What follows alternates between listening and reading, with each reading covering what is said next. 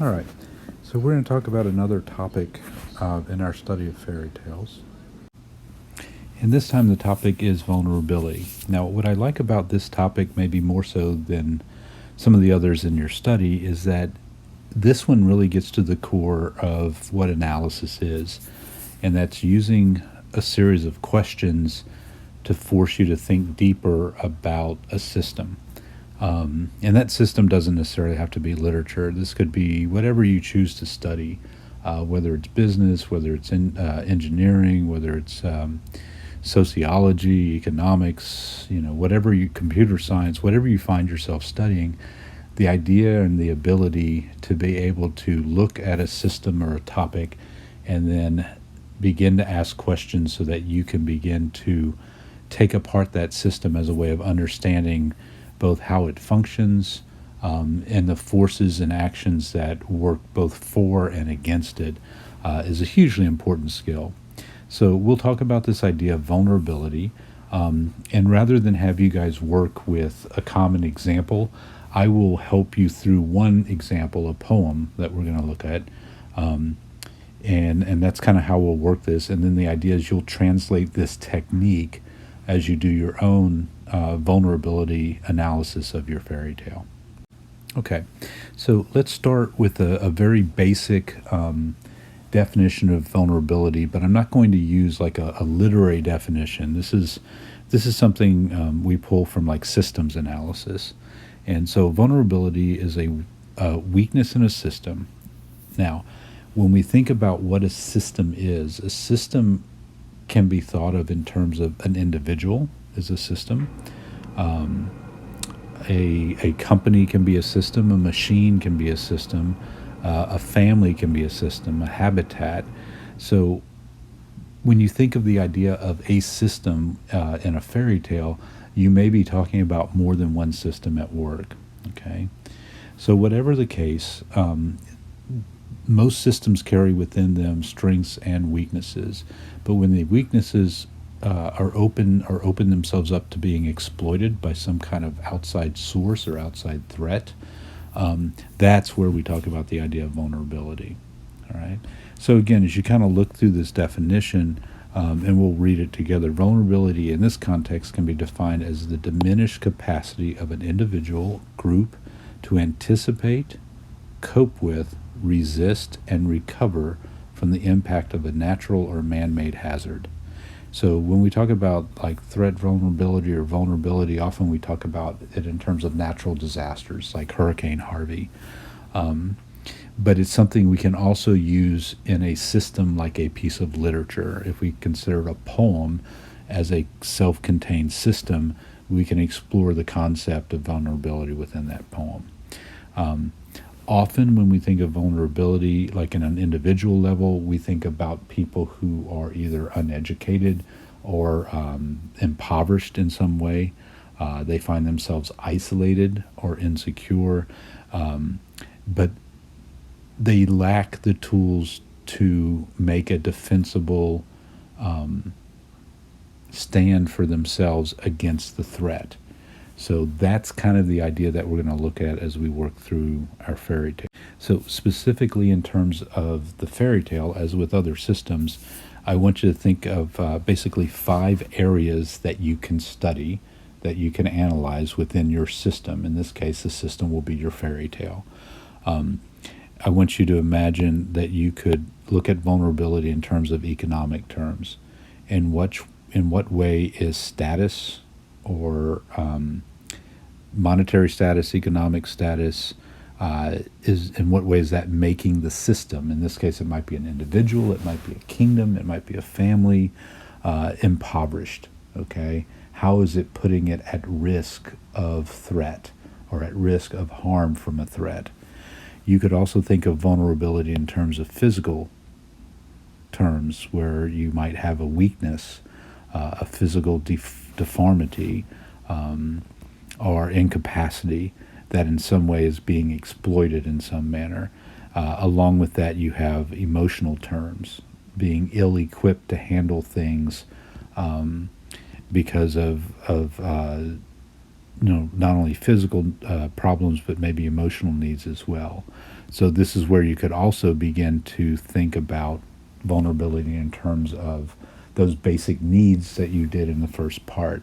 Okay, maybe an inability to come to terms with securing your needs for safety and security, or needs for self identity. Those may be causing emotional vulnerability.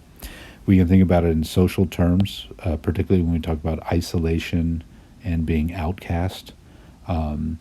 This goes hand in foot with the economic terms analysis.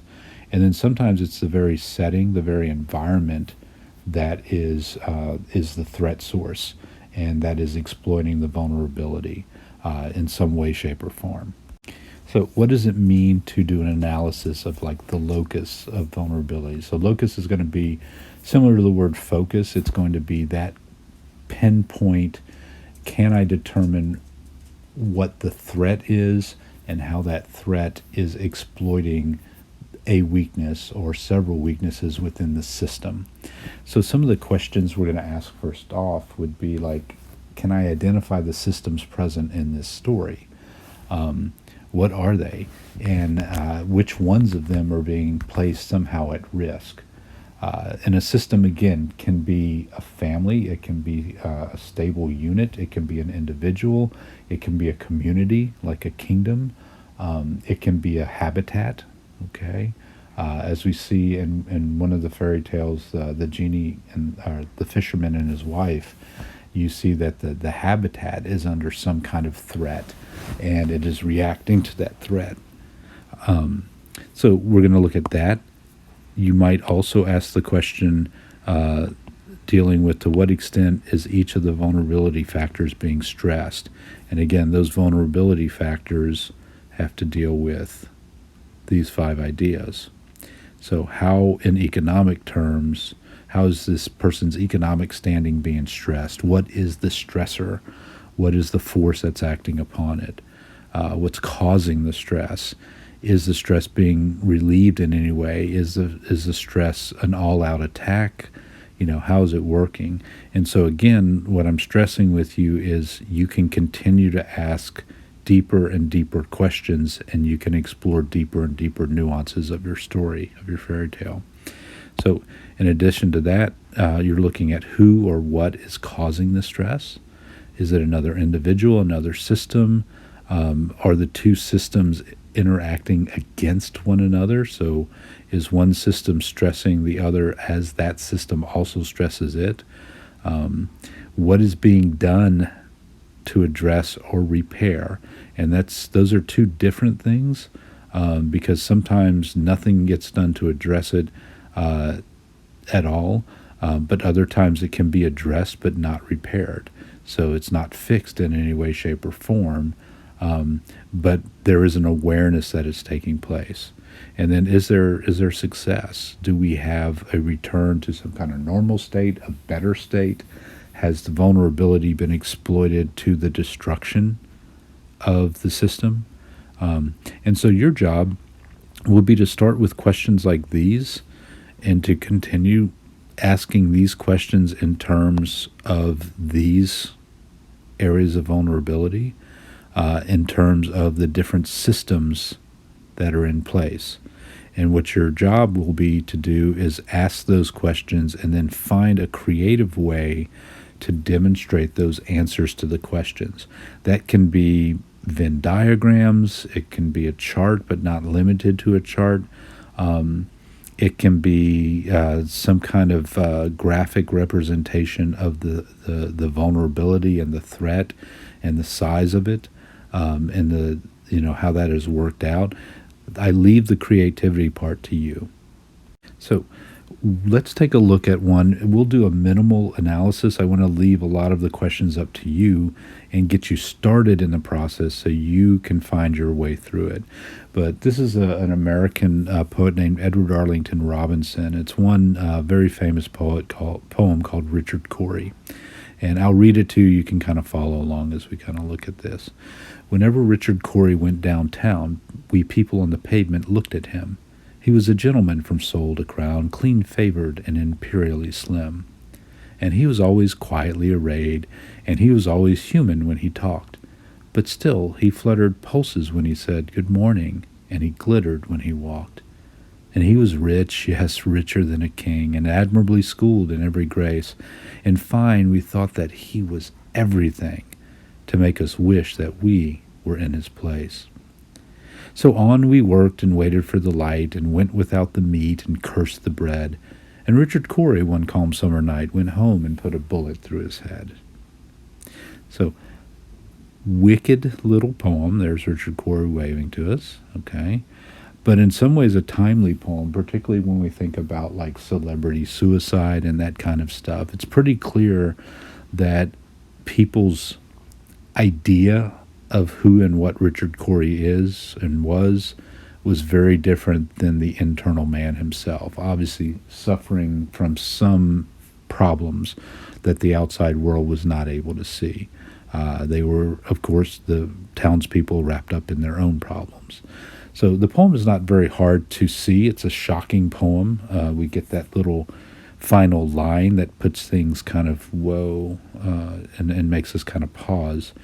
But what I want to do is let's think about it in terms of systems. Okay? So as you look at this story, we have several systems that we could identify. All right? We certainly have Richard Cory. Okay? He could be a system. We have this town itself, okay, the physical town that's community, okay, that could be a system. And then we have these people, these townspeople, and I want to include, because he does it himself, I want to include the poet as part of that, because you'll notice in a line, like he says, so on we worked. So this is a person who is a townsperson who they're not friends with Richard Cory. They just know him and they admire him and they feel like there's a guy that's got everything. And so any of these, and if you wanted to, you could think of the poem itself as its own little system. Okay? And then what you're going to do is you're going to look at those 3 or 4 areas. Those are my systems. All right?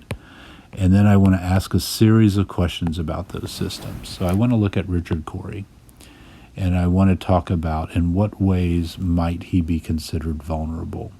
So let's go back and think of Richard Cory in terms of these 5 ideas. So in economic terms, are there stresses on Richard Cory? Maybe. It's not clear. We know that he's wealthy. At least he gives the appearance of being wealthy. He glitters when he walks. Everyone wants to be like him. They feel like he's got it made. Okay, but we certainly have economic pressure on the townspeople, and the poet's included in that. So we have this notion that there is a stress, there's a vulnerability to the townspeople because they continue to work, they continue to eat their bread and find food for the meat, and they're working hard, and they have their own set of problems, but that stress maybe they're being wrapped up in finding that is causing them to have difficulty relating to him because they feel like he has no economic problems. Okay.